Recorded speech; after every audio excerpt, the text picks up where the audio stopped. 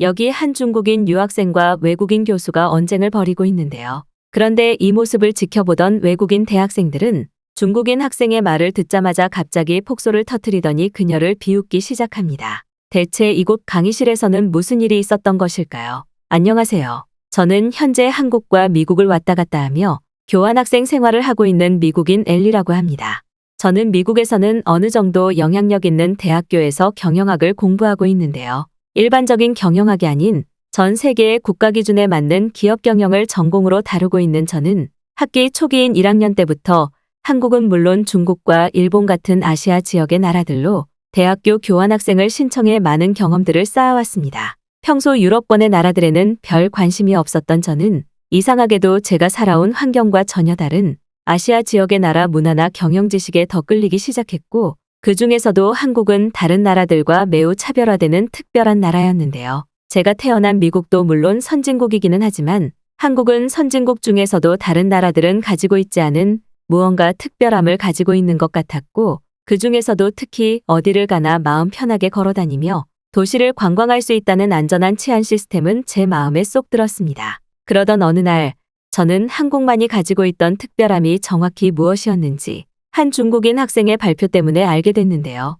그날은 저희 경영학 전공 교수님의 앞으로 다가올 새로운 국가 선진국 기준에 대한 발표 수업이 있던 강의였고 교수님께서는 발표 수업을 시작하기 전 많은 학생들의 주재 국가로 예측되는 한국에 대한 설명을 시작으로 강의실을 긴장감을 풀어주셨습니다. 아마 오늘 많은 학생들이 한국을 주재 국가로 선정했을 것입니다. 그도 그럴 것이 현재 한국은 다른 나라들보다 경제 굴곡과 변화 과정이 제일 많았던 국가이고 이러한 반복적인 과정을 통해 다른 나라들에서는 찾아볼 수 없는 새로운 선진국의 기준을 찾을 수 있기 때문이겠죠. 하지만 오늘의 주제는 단순히 한국이 왜 선진국인지만을 확인하는 시간은 아닙니다. 왜라는 질문에서 끝나지 않고 우리는 한국이라는 국가의 발전 과정을 통해 무엇을 배워야 하는지 그리고 한국의 새로운 선진국 기준 성장 과정을 현재 미국에 어떻게 적용할 수 있을지 그것을 실체화하는 것이 매우 중요하거든요. 현재 한국은 최단기간에 가장 높은 경제 성장을 이룬 국가이고 최근 이슈가 되고 있는 한국의 핵무장도 현재 한국의 선진국으로서의 위치가 얼마나 높은 것인지 직접 증명하고 있다고 볼 수 있습니다. 특히나 우리가 더욱 주목해야 되는 것은 바로 한국이라는 국가 자체의 절대 범주를 벗어나 그 속에서 살고 있는 한국인들의 지혜로운 생활이나 편리한 생활을 눈여겨봐야 된다는 사실인데요. 아마 많은 학생들이 한국인들의 빨리빨리 문화를 한 번씩은 들어봤을 것입니다. 하지만 한국인들이 정말로 성격이 빨라서 이런 말이 나온 것일까요? 물론 그들의 행동이 어느 정도 속도감이 있고 눈앞에 보이는 일을 빨리 처리하는 경향이 있기는 하지만 본질적으로 우리는 그들이 빠른 속도를 낼 수 있는 편리한 생활 환경을 구축했다는 것을 눈치를 채야 합니다. 그리고 이것이 바로 현재 한국이 미국을 비롯한 다른 선진국들과 엄청난 차이를 보이고 있는 부분이죠. 한 가지 예시를 들어볼까요? 믿기 어렵겠지만 현재 한국인들의 대표적인 거주 방식인 아파트는 단순한 거주 형식을 벗어나 그 내부에서 수영과 헬스 심지어는 재택근무를 할 수 있는 공간은 물론 사람들끼리 모여 커뮤니티를 형성할 수 있는 공원까지 거주지 내부에 조성되어 있습니다.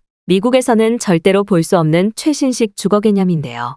이처럼 한국인들은 생활 전반적인 분야에서 매우 효율적인 생활 환경을 구축했고 이러한 모습은 한국인들의 거주 방식 그리고 그들이 걸어 다니고 있는 도시 환경에서도 쉽게 찾아볼 수 있죠. 한번 생각해 봅시다. 집에서 일을 하다가 지하에 있는 아파트 헬스장에서 운동을 하고 커뮤니티 시설에 있는 재택 근무 시설에서 독서를 하는 모습을요. 이거야말로 한국이 지상낙원이라고 불리는 이유가 아닐까 싶은데요. 오늘 다양한 학생들의 의견을 통해 우리는 아시아 지역, 특히 한국을 중심으로 하는 새로운 선진국의 기준이 무엇인지 제가 예시를 든 것처럼 다양한 의견을 확인하는 것이 최종적인 목표입니다. 교수님께서는 현재 한국이 새로운 생활 방식을 제시하는 최신식 선진국이라며 한국에서만 누릴 수 있는 편리하고도 효율적인 생활 방식을 직접 설명해 주셨고 이는 한국에 익숙해져 있던 저조차도 눈으로 확인하면서 놀라울 정도였어요. 한국이 살기 좋은 나라라는 것은 익히 알고 있었지만 이처럼 한국의 부유한 경제력을 통한 거주 방식이나 도시 환경을 직접 하나하나 뜯어서 살펴보니 선진국이라고 불리고 있는 저희 고향인 미국과도 수준 차이가 심하게 났기 때문이죠. 특히나 엄청난 충격이었던 것은 바로 한국의 길거리에서는 대부분의 공중 화장실의 비대 시스템이 갖춰져 있었다는 사실입니다. 어떻게 보면 정말 아무것도 아닌 인프라 요소일 수 있지만 실제로 미국에서는 길거리의 낡은 화장실을 이용하려고 하더라도 다소 높은 비용을 지급해야 하는 것은 물론 사람들의 시민의식이나 청결도가 너무 낮아서 한국처럼 쾌적한 비대 화장실을 누리는 것은 꿈도 꿀 수 없기 때문이죠. 그런데 바로 그때 한 중국인 학생이 자리에서 일어나 이상한 반박 의견을 제시하기 시작했습니다. 교수님, 현재 한국은 전 세계에서 가장 가난한 나라인데 왜 한국이 선진국의 기준이 되어야 하는지 모르겠네요. 이 부분에 관한 정확한 자료 조사가 완료된 것이 맞을까요? 제가 위대한 나라인 중국 출신이어서가 아니라 선진국의 최고 순위에 있는 중국인인 저조차도 제 입으로 중국이 선진국의 기준이라는 말은 하지 않는데 왜 그렇게 한국을 올려치시는지 이해하기가 어렵습니다. 혹시 교수님께서는 한국을 한 번도 경험해보지 않았던 걸까요? 특히나 방금 근거자료로 말씀해주신 한국의 핵무장과 관련된 부분은 순전히 한국의 핵무장이 아닌 중국의 핵무장과 관련된 주제라는 것은 대부분의 안보 전문가가 알고 있는 의미입니다. 한국은 핵무기를 생산할 수 있는 경제적 뒷받침이 전혀 되지 않고 있습니다. 그리고 너무나 자연스럽게 한국인들은 선진국의 기준이 되기 어려운 가난한 삶을 살고 있죠. 이곳에 있는 수많은 학생들이 한국을 경험해 보셨는지는 모르겠지만 제가 직접 한국의 빈곤국가 실체를 알려드리도록 하겠습니다. 아까 한국인들의 대표 주거 방식으로 설명해 주신 아파트는 그저 철골 구조물만 있는 껍데기에 불과합니다. 그들의 집 내부에는 방이나 거실과 같은 구조가 전혀 없고 국가 자체가 너무나 가난한 문제 때문에 화장실마저 집 내부에 존재하지 않죠. 집 내부에 화장실이 없는 국가가 있다는 사실을 알고 계셨나요? 그 정도로 한국은 지금 빈곤합니다. 교수님이 설명하신 거주 방식은 한국이 아닌 오히려 중국에서 실현 가능한 부분이죠. 아무리 선진국이라도 거주지 내부에서 수영까지 하고 곧바로 집에 갈 수 있다는 사실은 너무 부풀린 발언이라고 생각합니다. 그런 나라는 세상에 존재하지 않아요. 실제로 한국인들은 대부분 노숙자처럼 길거리 구석에서 텐트를 치고 단체 생활을 하고 있습니다. 그리고 자연스럽게 이러한 현상은 한국인들의 시민의식 수준을 저하시켰죠. 한국은 선진국이 아닌 절대 빈곤국가이고 그들은 집에서 휴식을 취하다가 화장실을 이용하기 위해 그들이 그렇게나 자랑하는 공중화장실이 있는 길거리로 나가야 하는 황당한 국가입니다. 중국인 학생의 발언이 끝나기 무섭게 강의실에는 엄청난 폭소가 울려 퍼지고 말았고 저 또한 터져나오는 웃음을 참을 수가 없었는데요. 그도 그럴 것이 중국인 학생은 사뭇 엄격하고 진지하게 한국에 대한 비판을 한다고 생각했겠지만 그가 설명한 내용은 도저히 같은 지식인 수준이라고는 볼 수 없는 황당한 주장에 불과했고 저는 한국인들의 집 내부에 화장실이 없다는 중국 학생의 말을 듣자마자 어이가 없어 웃음이 터지고 말았습니다. 사실 처음에는 은근슬쩍 유머를 끼워 넣어 한국의 대단함을 알리려는 역설적 발언이 아닐까라고 생각했지만 중국인 학생의 표정은 절대 학생들의 긴장을 풀어주기 위한 유머라고 볼 수 없을 정도로 진지했고 저는 그런 중국인 학생의 모습에 너무나 당황스러워지고 말았죠.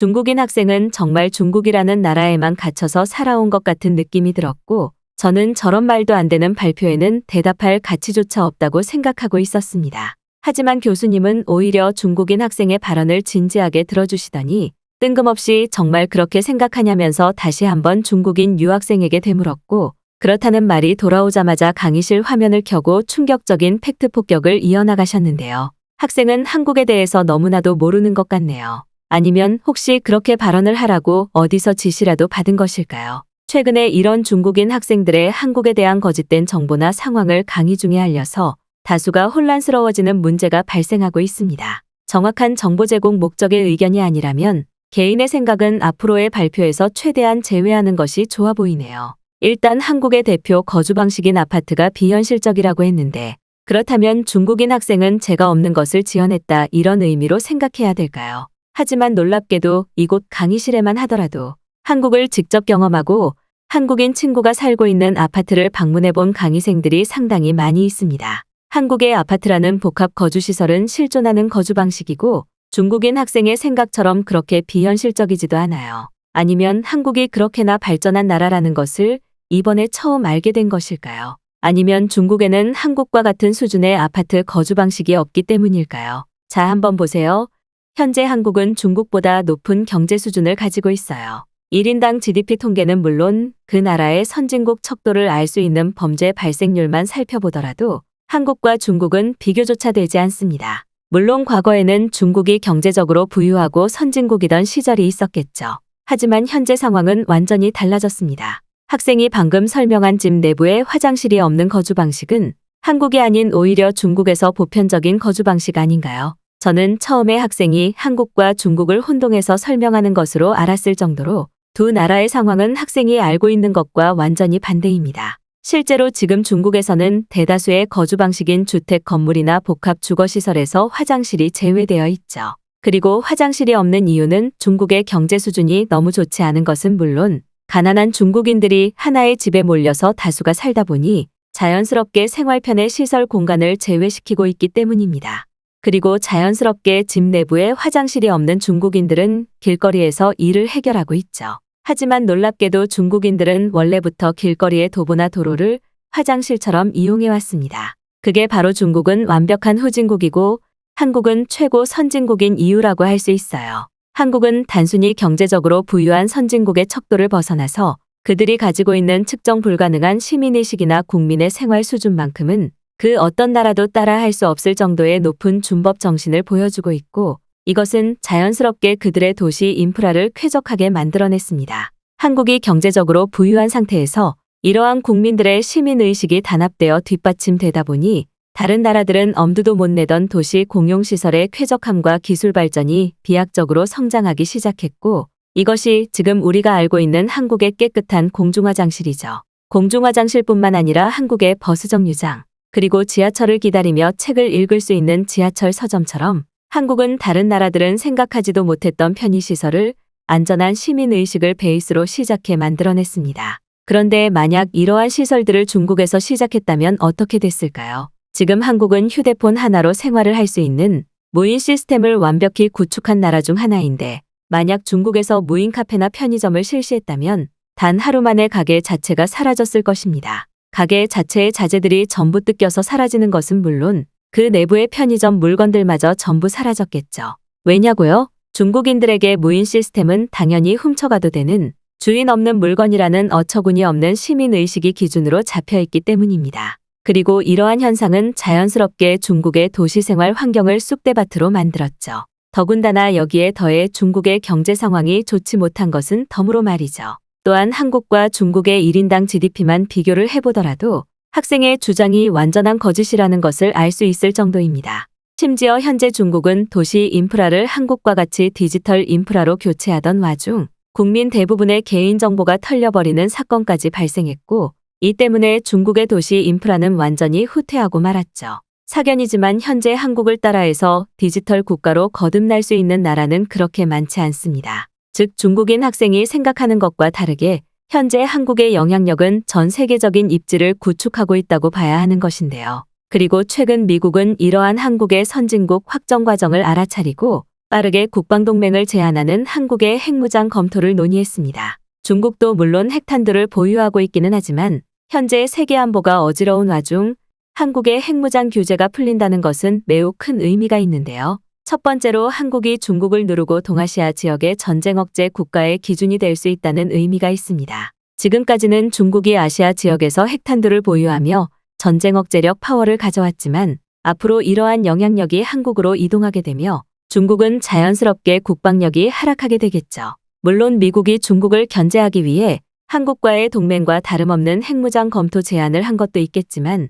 그것보다 중요한 것은 한국이 중국 그 이상의 국방 기술력을 가지고 있다는 사실입니다. 실질적으로 한국의 최근 군사무기 수출률을 살펴보면 중요 무기인 핵탄두의 실체화만 되지 않았을 뿐 다양한 군사무기 분야에서 유럽권의 나라들이 절대적으로 찾는 신뢰 국가로 거듭나고 있죠. 그리고 이러한 한국의 결과물은 중국이 지난 20년 동안 절대 해내지 못한 것입니다. 중국은 군사무기 수출률을 끌어올리며 중국의 국방력을 올려줄 수 있는 다양한 국가와의 신뢰 회복 과정을 기대했지만 조잡하기 짝이 없는 무기 불량률과 수출 비리로 전 세계 모든 나라들의 신뢰를 잃고 말았습니다. 진정한 후진국이라면 바로 이러한 중국을 두고 하는 말이 아닐까요? 오늘 발표의 주제였던 새로운 선진국의 기준국가를 알아보는 것에 대해서도 오직 한국만이 유일하게 일치하고 있습니다. 이미 유럽권의 대부분 나라가 선진국이라는 타이틀을 가지고 있기는 하지만 최근 한국이 보여주고 있는 안전한 도시 치안과 신개념 자연도시 공학은 많은 학자들로부터 찬사를 받고 있어요. 이래도 한국이 중국보다 가난한 빈곤국가라는 주장이 타당한 의견일까요? 교수님께서는 차분한 목소리로 직접 사진 자료까지 보여주시며 강의실 전체의 학생들을 향해 중국의 생활환경과 한국의 생활환경을 비교해서 보여주셨고 화장실이 밖에 있다고 주장하던 중국인 학생의 발표와는 달리 한국은 한눈에 봐도 깔끔한 아파트 거주 형식은 물론 길거리의 화장실마저 저희 집보다 깨끗해서 꽤나 놀라웠습니다. 중국 학생은 교수님의 반박이 이어지는 와중 단 한 번도 제대로 된 증거자료나 반박을 내뱉지 못했고 교수님의 발언이 끝났을 때는 몸까지 덜덜 떨며 꽤 분노한 듯 보였는데요. 처음에는 중국인 학생의 의견도 완전한 거짓 의견이기는 하지만 발표를 듣는 사람으로서 예의를 갖춰야 된다고 생각했던 저조차도 중국인 학생의 중국과 한국을 완전히 반대로 해석해 진행한 억지 발표에 다시 한번 웃음이 터져나오고 말았습니다.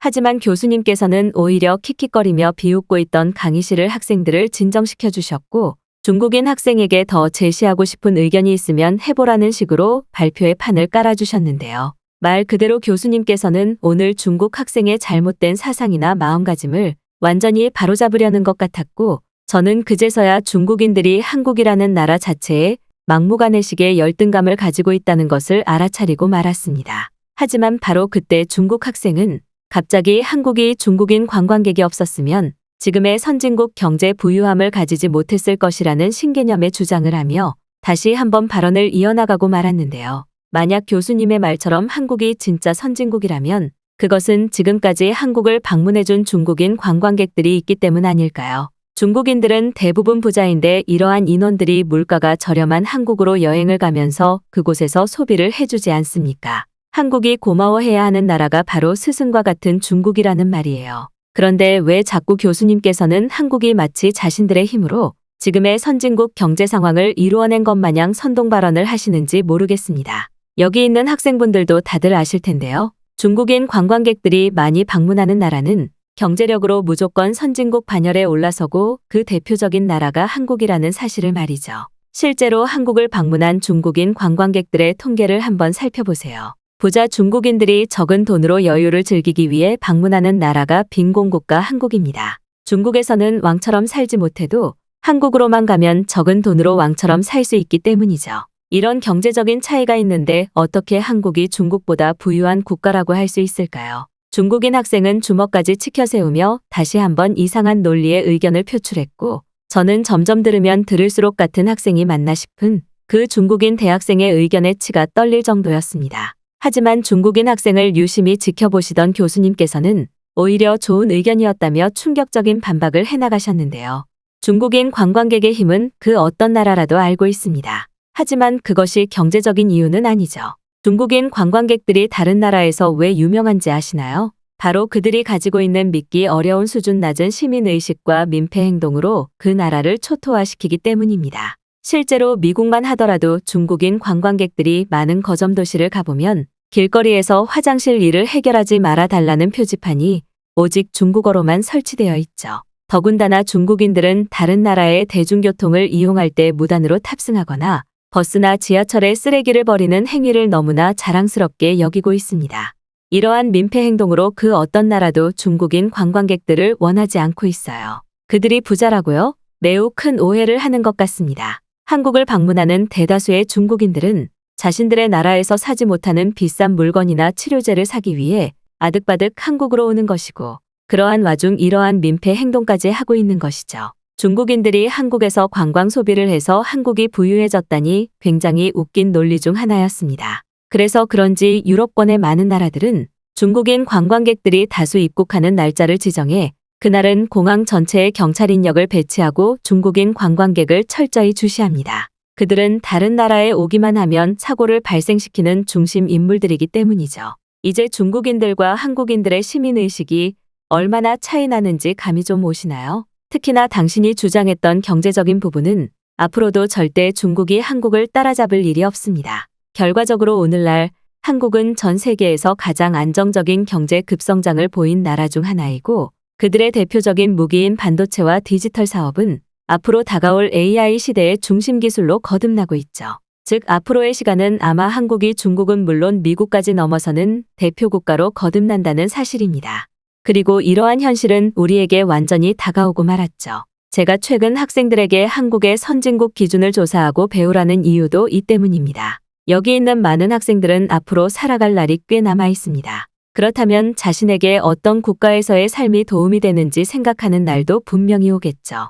실제로 현재 미국에서의 안전이민 국가 중 한국은 최상단에 있고 미국의 유명 연예인들도 자식들은 한국으로 유학을 보내는 경우가 계속해서 늘고 있습니다. 우리는 이것만으로도 한국이 얼마나 단단하고 내실 있는 국가인지 알아차려야 하죠. 하지만 우리가 그러한 시간 속에서 경계해야 하는 것이 바로 오늘과 같은 중국인들의 선동작전입니다. 대다수의 중국인들은 한국에 좋지 않은 감정을 가지고 있고 앞의 학생처럼 아무런 근거 없이 한국을 깎아내리려고 하죠. 우리는 앞으로 다가올 미래 시대의 대표국가 한국을 겸허히 받아들이면서 그들의 과정을 온전히 받아들여 성장할 필요가 있습니다.